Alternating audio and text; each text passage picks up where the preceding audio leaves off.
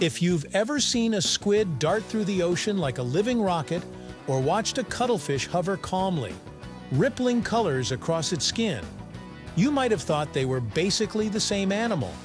After all, both have tentacles, both squirt ink, and both look like something dreamed up by a science fiction writer.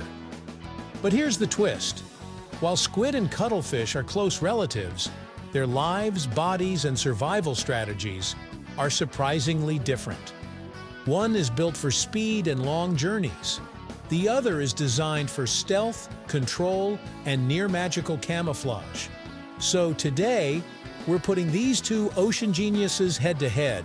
Squid versus cuttlefish, same family, very different lifestyles. And by the end of this video, you'll never confuse them again. All that right here on History of Simple Things.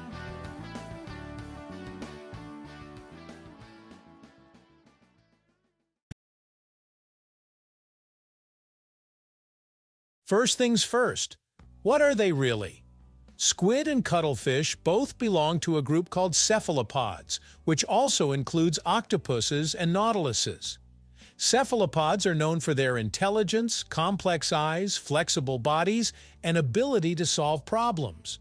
They're not fish, they don't have scales, and they're far smarter than most people expect. But within this shared family, squid and cuttlefish split into different branches. Squid belong to the order Teuthidae, while cuttlefish belong to Cephalopod. That scientific separation hints at the deeper differences you see in how they move, hunt, and survive.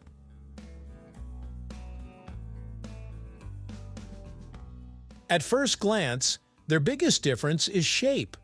Squid have long, narrow bodies, almost like underwater missiles.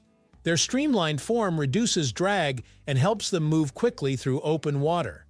This shape makes them excellent long-distance swimmers. Cuttlefish, on the other hand, are wider and flatter. Their bodies look more like a hovering disc or a rounded rectangle. This shape isn't built for speed, it's built for control. Cuttlefish can hover, turn sharply, and stay nearly motionless with incredible precision. In short, squid are built to travel. Cuttlefish are built to stay.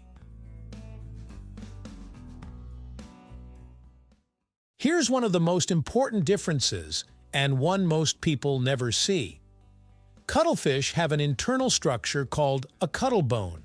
Despite the name, it's not really a bone.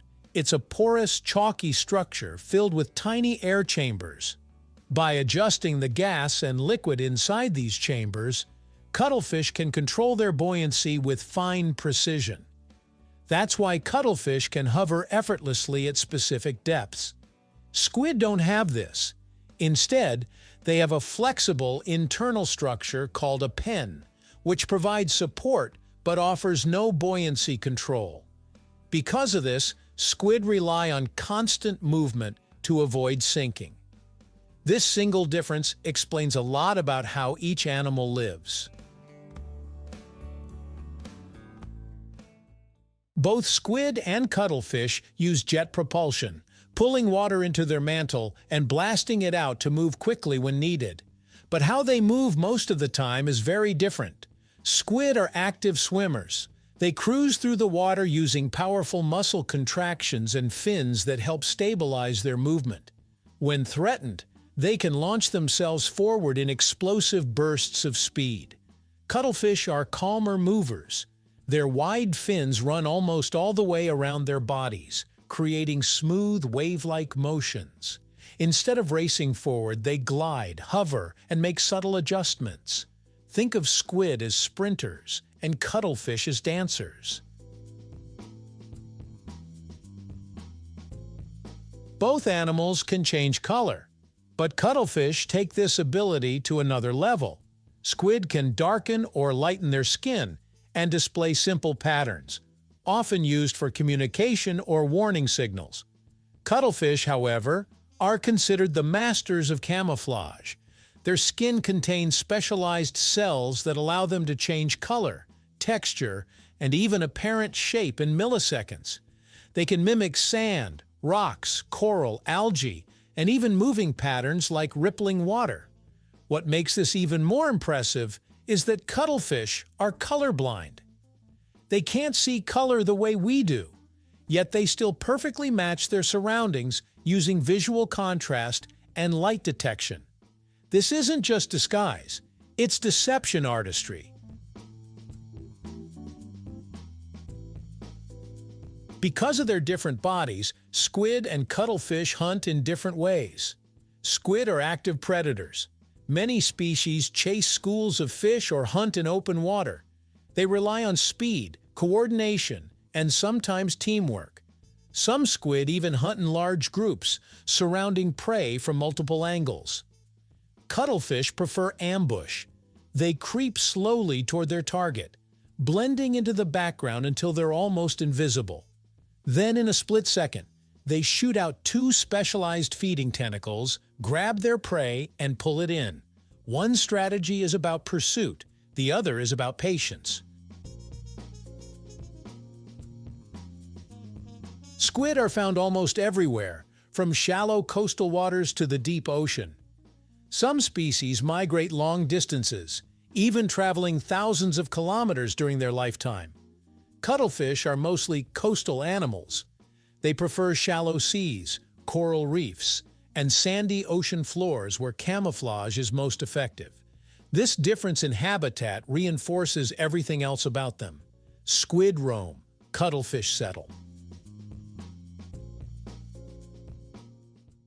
Both squid and cuttlefish can squirt ink, but they don't always use it the same way. Squid often release large clouds of ink to confuse predators during fast escapes. The ink acts like a smokescreen. Cuttlefish can do that too, but they also produce ink decoys, thick blobs shaped roughly like their own bodies. While a predator attacks the fake target, the cuttlefish slips away unnoticed. Once again, speed versus strategy.